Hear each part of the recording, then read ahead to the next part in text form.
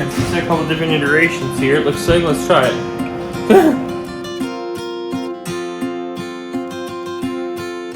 Okay, this is real life, okay? Okay, are you filming? Walnut Hill Farm coming at you. We are making lard to cook, bake, that kind of stuff. How's my hair? Fine.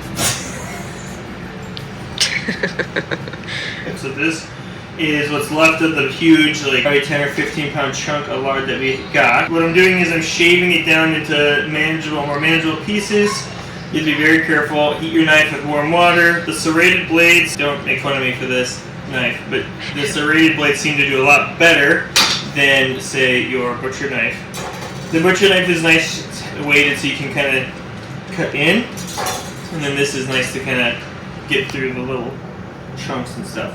And so what I like to do is I keep breaking down corners or littler sections. You have to be very careful with this as it thaws out because it gets very slippery, obviously. And so cutting is very, very dangerous. So we're doing it when it's pretty frozen. It melts very quick. This was just in the deep freeze, and it's already just the second you touch it, it just starts to melt. So you need to be very careful with your cutting, your workspace as well. So we're gonna cut this into smaller pieces again, so it has a better opportunity to give me a nicer, cleaner rendering the first go around. If I were to put this whole block into the crock and put that and let it cook all day, what's gonna start to happen is the little pieces of meat that are in here will start to fry, and that becomes browner or pork tasting lard. We want to break it down into smaller pieces so that it has a more even render. And so we want, the more even the render, the cleaner lard is going to be when you sift it out. And I'll show you some of that later. Nice glasses. Try and keep your lard hand separate from your non-lard hand. Okay? You do not want slippery lard all over the hand that's cutting. It will get even more dangerous. Right, honey? Like, yeah. Oh, doctor. What's going on? Oh no, Fluffy. How's its blood pressure? Bad. Alright, so we've had the lard in the crock for quite some time. You can see that it rendered down quite a bit. So now what we're going to do, take our ladle and put it in our measuring cup, and then we'll pour it over the cheesecloth into our jars. The lard that we rendered off so far, here's our little jar, and this is going to be messy. I can just feel it.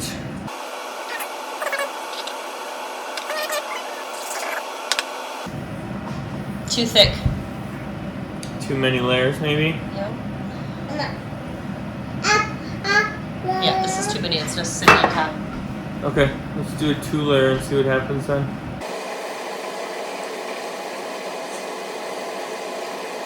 That seems to be a lot better, double strained.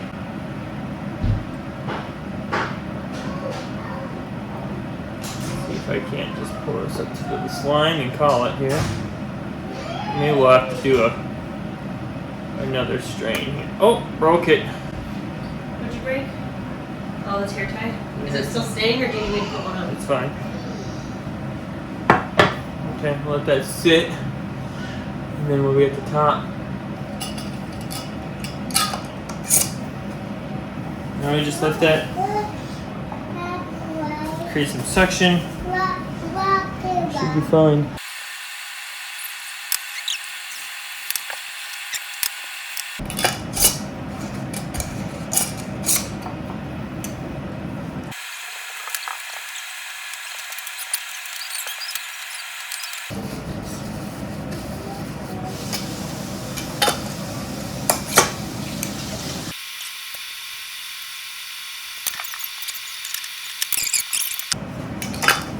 We have completed our lard rendering process. We used a crock pot on low for several hours, I think about 6 to 8 total.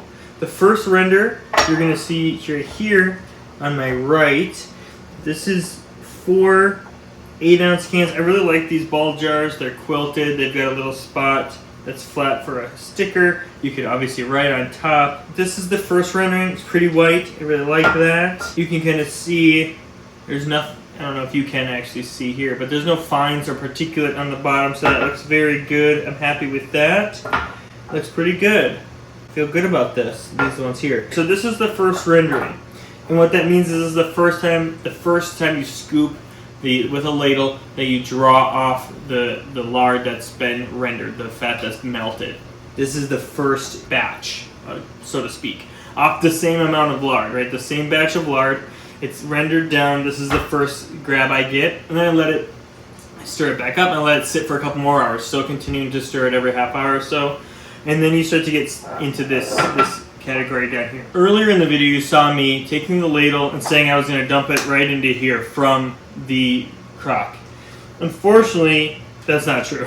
What I actually ended up doing was taking this bowl, this colander, and setting it right here, and putting my ladle scoops in here. And it got a little high, so my wife graciously helped me out, just holding it up a little bit like this. But what it did, it caught all the little pieces of meat or extra gristle that couldn't be broken down, okay?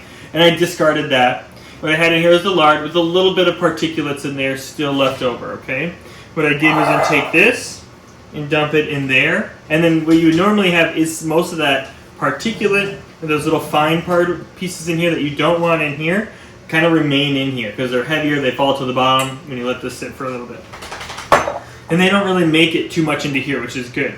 And then you saw me pour the lard from this into all of these. But these were all strained over the cheesecloth, a double layer of the cheesecloth. However, the difference is that I wanted to share with you, this is my second rendering, and I only did 2 renderings off of that amount of fat, is about 3 pounds. And this is considerably darker. You can tell the difference. I actually did this again, but then from this bowl to the measuring cup, I put 2 layers of cheesecloth there, and I did this. Then I did 2 layers of cheesecloth into this. I don't see anything on the bottom. It's darker, but there's no like chunky fines or anything like that I can tell, because even on this one it looks darker. I think it is more of like the glass is thicker on the bottom. So these ones were technically a 4 mesh strain, and they don't look any better than this one, which ended up being an 8 strain. So what I did differently for this one was I did the double strain into here. Then I did a double strain into here. It's giving me 4. And then I took a 4 strain, because it was like the very end. I took 4 layers and I dumped it in there.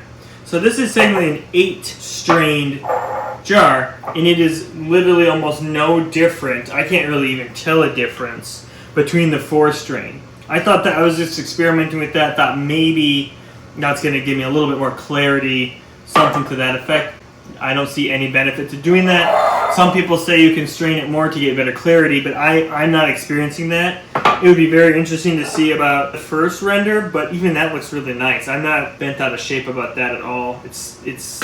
It looks good. All of these create pressure, so that you put the warm liquid in, you screw the cap on. As it cools, it seals it nice and tight. So when you first pop this off and crack it, letting fresh air in there for the first time. So this should be shelf stable. I think the main difference is going to be, this is going to be a much more clear looking render for baking, and this is going to be really good for sauteing, for frying, that kind of stuff. All good product. I think it's all great. It just has different uses depending on when you do the render. The next batch that I have to render is from actual lard pigs. It is the set of 9 that we had. We took 3 pigs back from that 9. They were all Idaho pasture pig, so a guinea cross, and I think some others in there too. They wound up not being good from a meat perspective, but from a lard perspective, it looks very clear. Like, it already looks this color. It doesn't look pink. It doesn't look like it has a lot of meat chunks in it or a lot of gristle chunks in it. The fat from those pigs looks like it's going to be pretty clean, and I think it's going to give me some really good clear or white lard out of it. And the process that we're going to follow for that is going to be to add some water to the crock pot. I didn't add any water to the crock pot this time. I'm hoping that the water creates a little bit of some moisture around it. It'll eventually evaporate off, but create a little bit of moisture around it so that it doesn't burn as quickly, and maybe I can get a better first overall render and then even better subsequent renders thereafter. So that's the plan for that. I'll probably be doing that this week sometime, and I'll bring another video to you in a couple weeks on that. I believe I can still sell some of this for I'm not trying to make a crazy profit, but I'm pretty confident I can still sell this for different purposes, right? So I can say like this is good for stir fries, skillets, frying, whatever, and this is good for baking over here. I think I'm still going to be able to sell this and make a little bit of my money back. The lard doesn't cost a lot to get. Probably 40, 50 bucks is what I got into the lard. Let's just call it that. If I sell each of these are 8 ounces. These containers, these bowl jars are 8 ounces. If I sell each of these for, $5, $6, you get 7. I have a bunch more that I made for myself that I'm keeping. If I were to sell those 7 that I already had, so let's say I make 14 off of 10 pounds. So if I had 14 of these, I sell them for $6 a piece. That's $84. That's going to cover the cost of that lard and a little extra for us to put back into the pig and feed it. And the new set of pigs. And that's what my goal is. All I'm trying to do is pay for the stuff I've done and help me offset the cost of the future one. That's kind of what the holistic cycle should look like. Sustainability, man. And thanks for watching. Please like, subscribe. We're learning about this stuff just like you guys are. If you have any information or tips or tricks, please leave it in the comments. Thank you so much. Take care.